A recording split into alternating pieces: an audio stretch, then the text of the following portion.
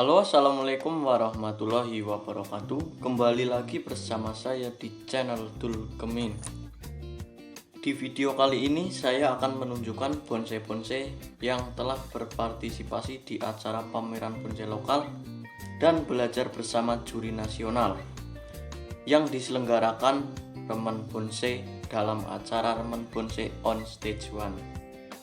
Simak terus videonya, jangan di skip karena banyak sekali ilmu yang bermanfaat untuk kita para pecinta bonsai. Salam satu hobi. Oke, di sini bisa kita lihat bonsai-bonsai yang sedang dinilai oleh para juri. Banyak sekali bonsai-bonsai yang hadir di sana. Seperti ini bisa dilihat ada pohon loa dengan bentukan formal.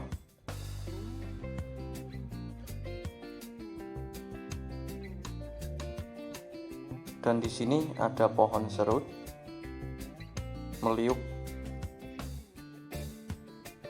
ada juga sinensis, dan banyak sekali bonsai-bonsai lainnya.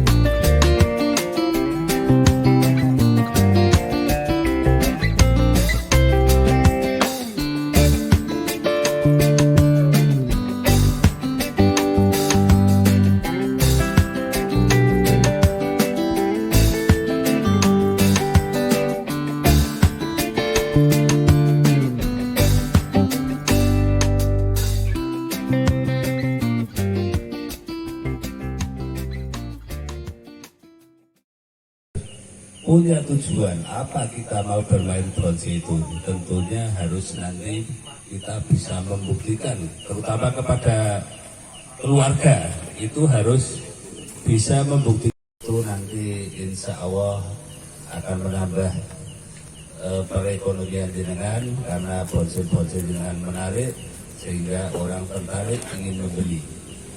Jadi apa kita tujuan untuk membonsai? Itu tentunya nanti akan mengarah ke perekonomian. Yang penting mindsetnya jangan ke materi dulu. Kita intinya senang dulu. Kalau kita mindset ke materi, nanti kalau nggak laku tidak dipelihara, nggak dirawat. Tapi kalau kita senang, laku nggak laku dirawat sehingga nanti bonsai akan punya daya tarik dan akan mempunyai nilai jual. Kiranya dari saya cukup ini dulu, nanti giliran ada Mas Bedi, ada Mas Samsi, pengarahan apa teknik membuat bonsai tentunya. Ini dari saya cukup sekian. Assalamualaikum warahmatullahi wabarakatuh. Waalaikumsalam. Napa mboten kula mengguri panjenengan. Tapi teng mriki insyaallah belajar sareng, belajar bersama.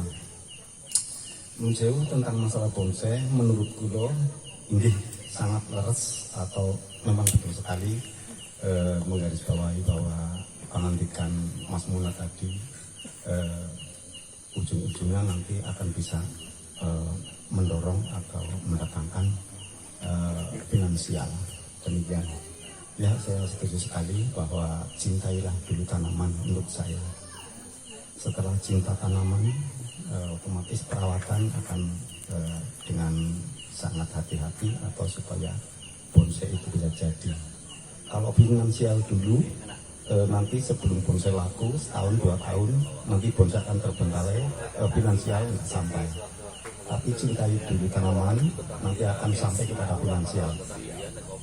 Demikian kalau menurut saya, mudah-mudahan cocok untuk panjenengan sedoyo. Nggih, nuwun sewu.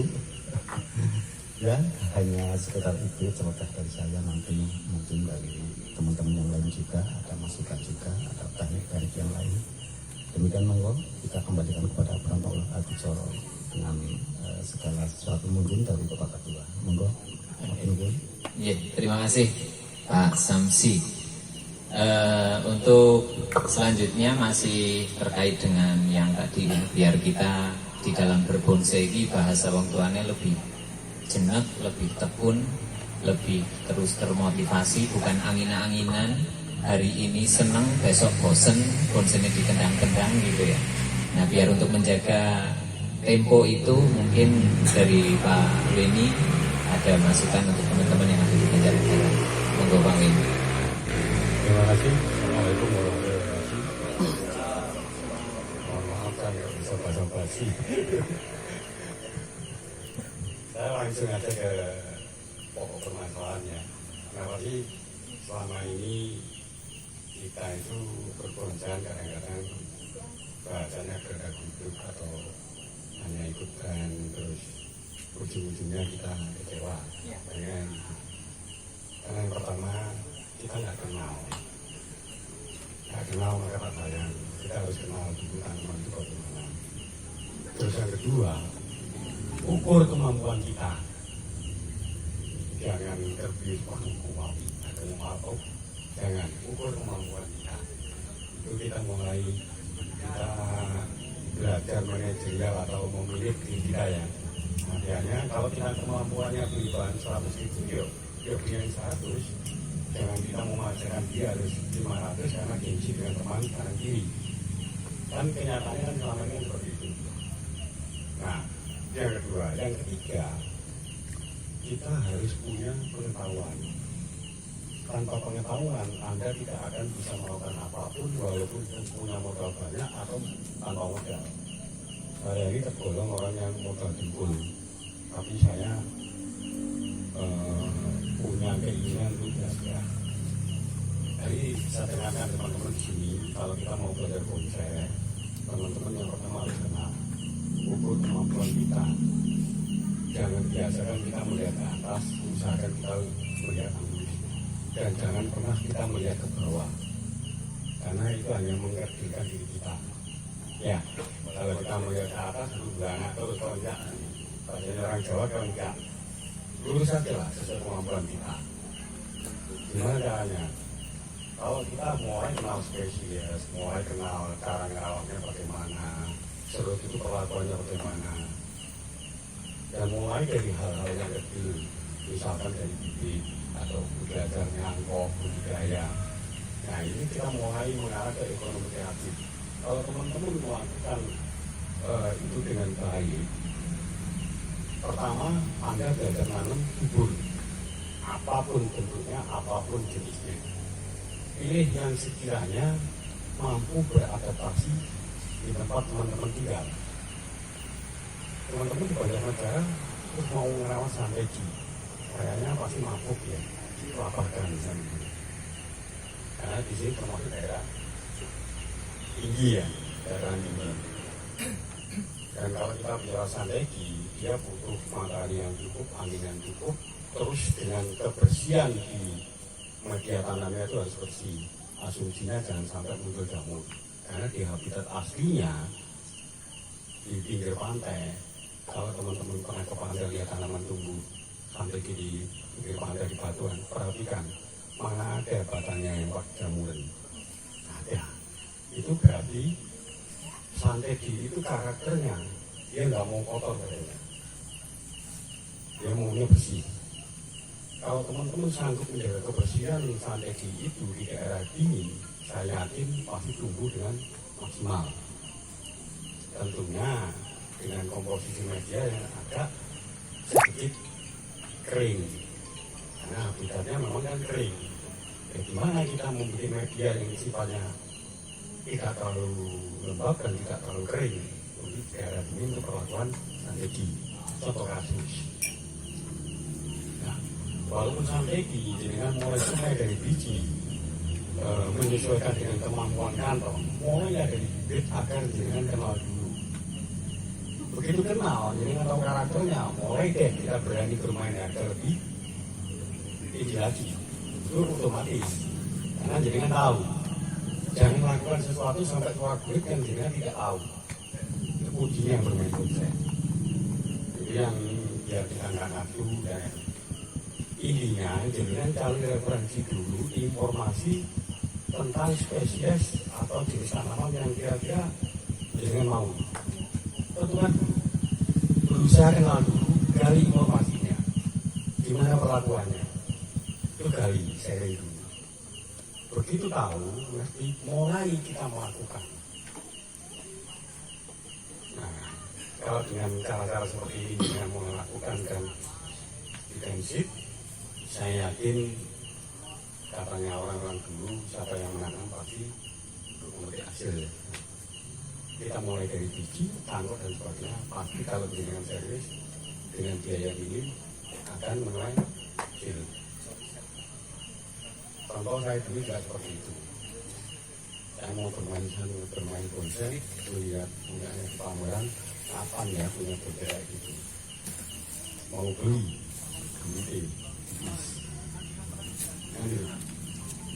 akhirnya kita belajar dari informasi, tidak beli dulu.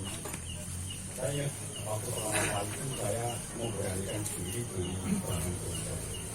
Kebetulan yang mengarahkan saya baik. Saya tidak boleh. Saya malah kasih bibitan. Bibitan ini kamu kenal, kamu pelajari, bisa tidak kamu menyuburkan? Kalau sudah bisa menyuburkan, kamu kesini lagi. Setelah bisa, ditanya, kamu mau ke media apa? Cerita. Benar, selesai? Ya benar. Nah sekarang saya ajari kamu caranya bentuk. Itu step by step. Nah, intinya di sanitasi ini kita mulai dari yang kecil dulu, kita benar-benar kenal. Kalau kita juga mengenal salah satu tanaman itu mau kamu apa akan itu pasti ikut sama kamu. Lalu tidak. Ya itu kita lakukan dan akhirnya menjadi sesuatu. Hasil nggak bisa bohong, supaya kita tanam. Mana dapat meningkat. Dan saya pun berbonsai memanfaatkan bisa dibilang murah bahan-bahan yang memang tidak dilirik orang atau bahan-bahan yang dianggap orang jelek. Jika orang nggak berani mau beli mahal, pasti murah. Kalau murah, nggak pasti beli orang. Jadi yang kita beli. Bahkan saya sampai sekarang pun saya masih jadi teman-teman yang sekelas di nasional belinya 50.000, 100.000. Ya emang masalahnya di mana? Dan saya sudah bisa buktikan dari 100.000 bisa jutaan, bukan juta. Ngapain saya beli bahan yang mahal? Oh saya bisa. Karena saya punya keilmuannya, saya punya pengetahuannya. Dari barang yang riba saya bisa menjadikan sesuatu yang punya nilai.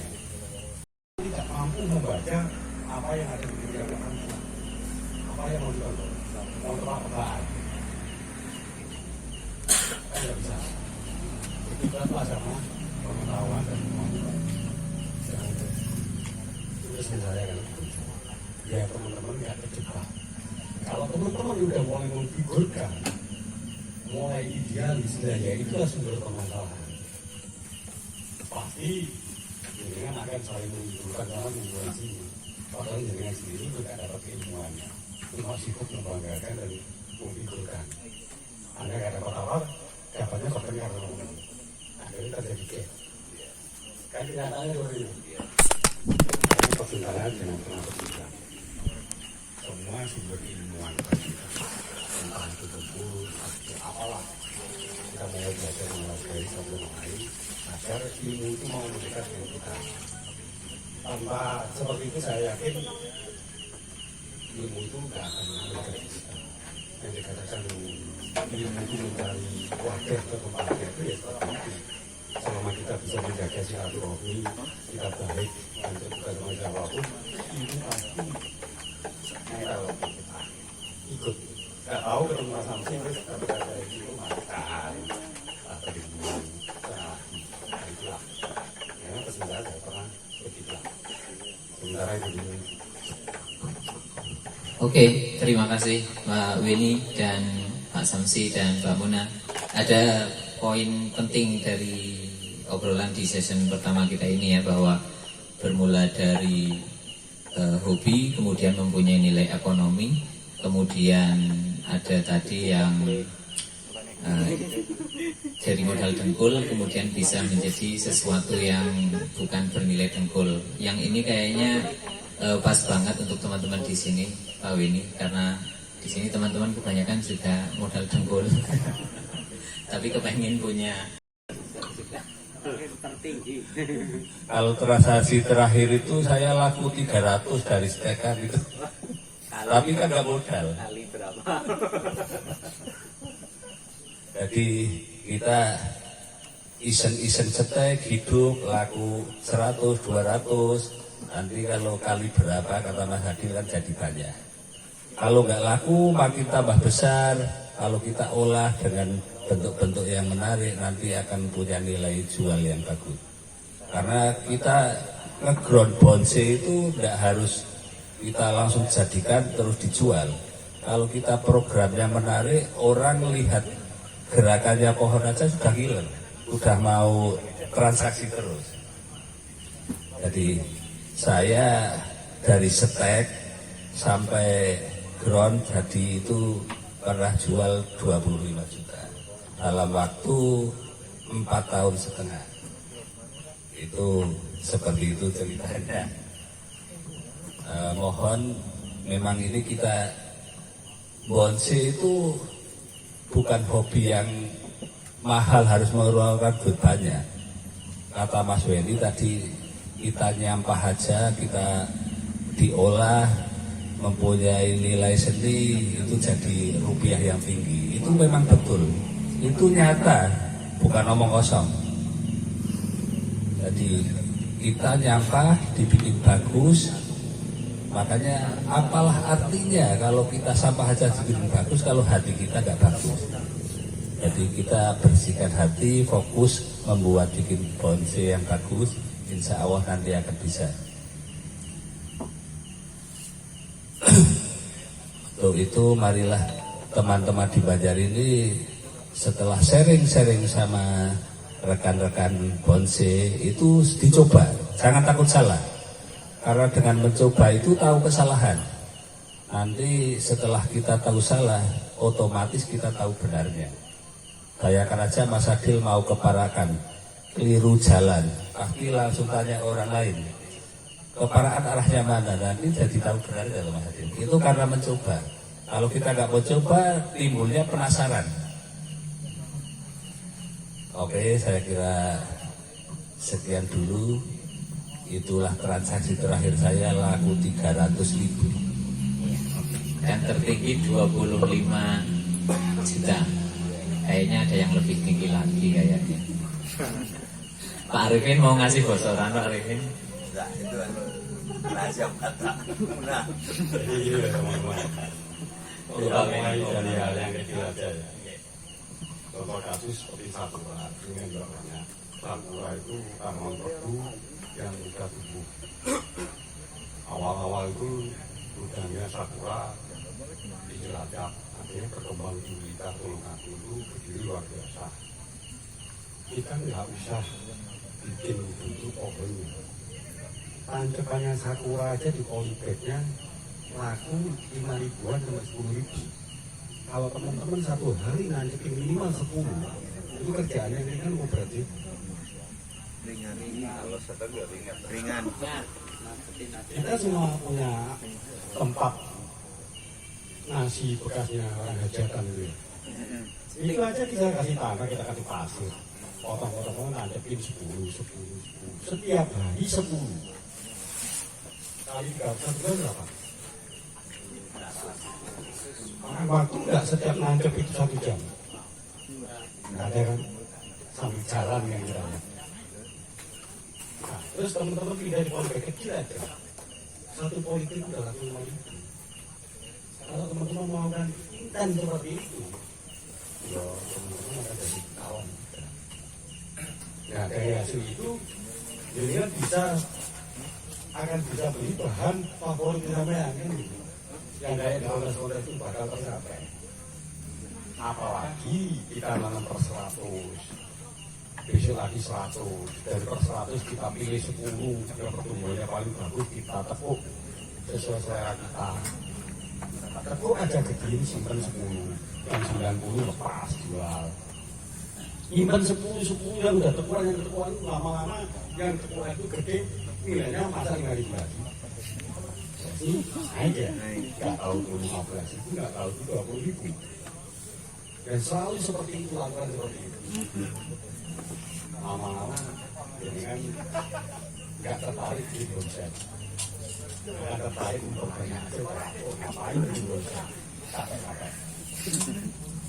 Katanya kita mau merubah ekonomi kreatif, tapi kalau teman-teman udah merasakan itu, apalagi yang punya istri, udah ngerasain duitnya, support orang rumah itu luar biasa.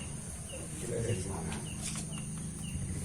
Saya itu mengganti peraturan lama di Jarum, dan sampai sekarang itu kalau saya mau tetap saya orang yang eksternalnya Jarum dan dia tetap orang internal Jarum sampai sini. Saya tetap digodain, masa mau enggak. Dan saya sampai detik ini sampai anak saya mau dari sekolah, mulai SD masuk SD sampai mau sekolah ini murni dari bonsai. Saya nggak sentuh dari orang apapun. Padahal saya juga bukan penjual bonsai.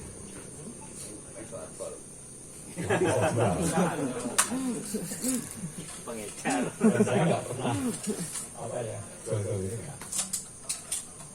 Waktu sempat nyicipin bursa karena ingin membolehkan sesuatu itu. Gimana saya bisa mengenalkan bonsai kalau saya ikut bursa? Dengan salah satu ikut bursa, saya agak berani modal, akhirnya sudut-sudut batu bisa saya kenalkan. Kan maksud saya untuk mengenalkan produk kreatifan. Saya berjuang seperti itu sampai dapat pengakuan. Kalau dapat pengakuan, ya saya berhenti, ngapain? Karena giliran orang kini sudut di batu, silakan datang ke Tuban, ngapain saya nama-namarin? Orang udah tahu, kalau gudangnya sudut di batu di Tuban. Saya pakai awal-awal, enggak. Yang mau silakan datang. Dan alhamdulillah ini kan dari kami. Dan sampai detik ini menjelang COVID 1 tahun ini, ketika teman-teman saya ajari untuk budidaya spesies apapun itu, dalam kurun 1 tahun ini di tempat saya itu ada 5 lapak diisi 2 orang 10 dalam 10. Kemarin kita sama saya per bulan omsetnya mereka rata-rata 5 juta sampai 7 juta setengah dalam masa COVID tahun ini. Mereka nggak jual bonsai, jual bibitan 5.000, 10.000, 25.000, mentok 100. Itu kalau saya di kebun, dia balik di kebun nongkrong ini, saya sampai doe-doe. Ini rusak aja, ada sini. Kalau 2, kalau 3, kalau 5, kalau 10. Kalau ada 5.000, nggak mungkin orang beli 1. Itu mungkin hampir tiap hari. Dan menurut pengakuan teman-teman sama saya, awalnya juga nggak ngerti bonsai.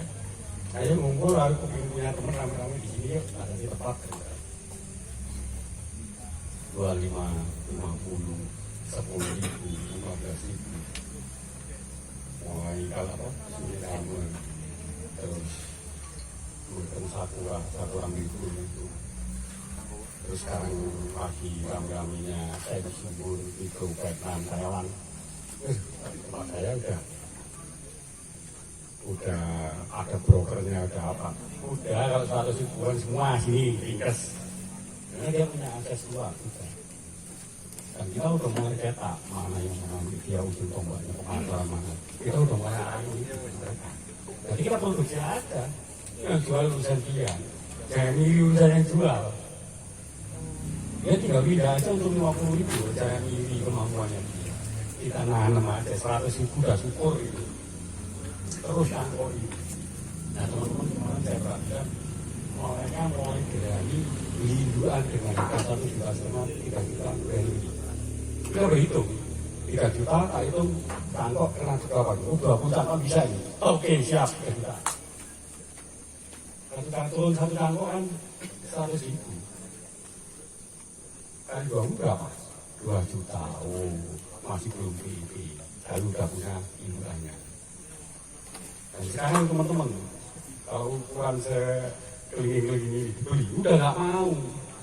300 enggak jual. Bikin basic lebih mahal. Karena dia udah mulai ngerti membuat basic popor. Mereka kita kenal ini model dasar. Ini caranya. Karena ini dibeli 300 sudah nggak mungkin. Enggak, 1 tahun lagi udah kelihatan turunnya basicnya. Harganya udah 500. Kalau punya 10, 20 dan hanya. Dan hal-hal yang kita lakukan seperti itu apa ya? Ternyata peminatnya luar biasa. Jadi jangan berpikir hati yang namanya kebutuhan bibit apapun, juga namanya pemula itu seluruh Indonesia itu tumbuhnya kayak jamur. Mati 1 tumbuh 1000, ibaratnya begitu. Jadi jangan takut teman-teman itu nggak dapat pasar. Sekarang coba aja perhatikan di dunia maya. Orang yang posting untuk nawarin bibitan itu kayak apa? Apakah mereka itu pelaku-pelaku bonsai yang serius seperti kita? Tidak. Mereka hanya orang-orang yang numpang cari rezekinya di bonsai. Mereka nggak berpusing bikin bonsai enggak. Mereka memperbanyak dapat duit tidak. Nah sekarang orang-orang seperti itu kita kumpulin, kita ajarin cara bikin basic. Agar gimana sih dari bibitan yang 5.000, 10.000 bisa naik menjadi 50.000 atau 100. Padahal kalau kita basicnya punya pohon udah ketemu seperti pesak meliu, pokoknya gerakannya enak, kakinya minimal tidak ada. Orang pasti berani 200-300 walaupun itu. Nah hal-hal itulah yang kita mau lakukan. Semakin tahu dengan semakin senang, semakin semangat. Hasilnya seperti itu. Jadi jangan merasa telat untuk memulai. Kalau perlu besok mulai berburu bibitan. Apa yang kira-kira? Wah, Pak Arifin ya, udah lupa. Dia lupa. Pak, ada kok nolak. Sampai dulu. Dan awal itu saya merangkum teman-teman saya seperti itu. Saya punya bibitan itu, punya begitu. Beli selalu saya larang. Saya nggak jual. Kalau kamu mau, ini bahan cangkok, ini cara mengaduk seperti ini. Silakan cangkok 1 orang minimal 10. Hasil 5 kali. Ya kan mau cuma modal nggak? Kamu bungkus. Kita ajarin nanti. Saya bisa beli. Pokoknya ke saya, minimal kamu harus berani ngangkok 10. Kamu 5 saya. Terus nggak jadi cuma jadi 5 ya kan? Ini tetap ya hari 1, 2, 3. Nah dari situ kan mantap bisa gagal itu. Ya pasti kan belajar. Karena terancang dunia. Mau apapun aja, pasti saja. Dan saya sampai seperti ini nggak pernah nyangkok. Kurang kampung saya banyak. Mas tapi ya, iya, pokoknya 10. Kalau 5 saya nggak mau, susah baginya. Kalau 10 kamu 5 saya 5. Itu yang awal-awal saya lakukan. Jadi kita merangsang teman-teman. Jadi sekarang ini ya teman-teman malah ngeliat saya. Nah buktinya kemarin sama saya, Mas, bulan ini saya dapat bukti saya 5 juta, jual bukti. Itu yang bikin kita sewa. Kita aja lewat bonsai. 2-3 tahun, 4 tahun, ditawar Pak itu cuma 1,5 juta. Teman-teman tanpa menawar-menawar jual bukti aja, terus kan jauh. Jadi kalau teman-teman mau serius itu benar-benar ekonomi kreatif dan pasarnya nggak pernah habis. Pasarnya nggak pernah habis. Nanti teman-teman punya ilmuannya bisa bikin pohon souvenir ukuran sejempol sekelingking, ukuran mami-mami, hanya sekedar cantik. Itu di pasaran kurang lebih 150-an sampai 200. Tergantung kemasan teman-teman mau pot berapa atau keramik. Keramiknya berapa sih? 20.000. Modal 20.000 bisa jual 150 sampai 200. Kalau teman-teman bisa produksi itu, coba cari tengok. Di Jakarta di mall-mall banyak penampung namanya Rocky di Panas itu. Jualannya ya tadi ngambil itu aja. Tutup mata, pokoknya ini ada potnya 50.000 dan ada potnya 20.000. Udah pilih terserah jenis apapun. Ternyata dia sanggup memuliakan anak dan sebagainya. Itu kan luar biasa. Saya ketemu terakhir di Bali. Di Bali bawa spak. Saya pikir saya tengok ke truknya. Saya pikir dia jualan bahan-bahan yang istimewa atau seperti ya kayak Bali. Enggak. Kalau jualannya jualan sate nangis dulu, akar gini. Nah ini nutup kira-kira. Terus caranya jualan gimana? Kopi bro. Ya cukup di display, dipotin yang dipotin keramik ini 75-an, ini 50.000-an, ini 25. Itu beli dari jauh. Pak ini berapa? Udah ada dia sendiri. Ya kalau 50.000 orang nggak mungkin bisa tuh. Apalagi biayanya kan habisnya. Padahal dari Jawa Barat, dari Cipanas terus Bali, pokoknya udah minim udah 15 juta. Itu bawa istrinya, bawa anaknya. Tanya kemarin itu untuk pulang masih bawa uang 20 juta. Bagi rekreasi katanya. Langsung aja. Dan sebenarnya juga nggak heran karena saya awal-awal itu juga kemarin saya kemana-mana dulu itu naik batu ya. Bener naik batu. Sampai sekarang pun saya punya golongan ilmu yang nggak dulu saya pun nggak bisa beli. Itu semua dari Srovia. Dan saya kalau dapat jual bonsai dibeli orang ya, karena 3 juta. Saya ingat ini belinya saya dulu cuma 200. Saya rawat, sekarang 5 juta. Gimana caranya saya beli pohon minimal 3 atau 5, kalau diteruskan minimal 5 juta jualannya. Saya nggak pernah habis. Ini kasih istri, ini tetap harus jadi pohon. Pak ambil paling 500 ya pokok. Jadi buat istri 2 jutanya minimal dapat 5 pohon. Yang sekiranya ke depannya bisa punya nilai 5 juta 5 pohon ini. Itu saya lakukan terus menerus. Dan saya dulu setiap 1 bulan minimal harus keluar bukan minimal ya, maksimal. Saya nggak mau lebih 3 pohon dengan grid 2 juta sana. Namun itu setiap bulan itu keluarin 3 pohon aja. Lebih saya nggak mau karena stok saya nanti habis. Pelanggannya udah nggak tahu pilihan. Kalau ini tak bisa bisnis sekarang, kita nggak bisa ngatur ritmenya. Nggak ada cukup lah, kita ada cukup. Ini nggak mas, di mobilnya, tunggu maju-maju. Akhirnya kita bisa tawar menawar. Akhirnya kita bisa melepas setiap bulan 3 pohon, 3 pohon, 3 pohon. 3 pohon itu yang 1 pohon untuk beli bahan lagi, yang 1 pohon untuk di rumah, 1 pohon untuk kaya. Iya kan?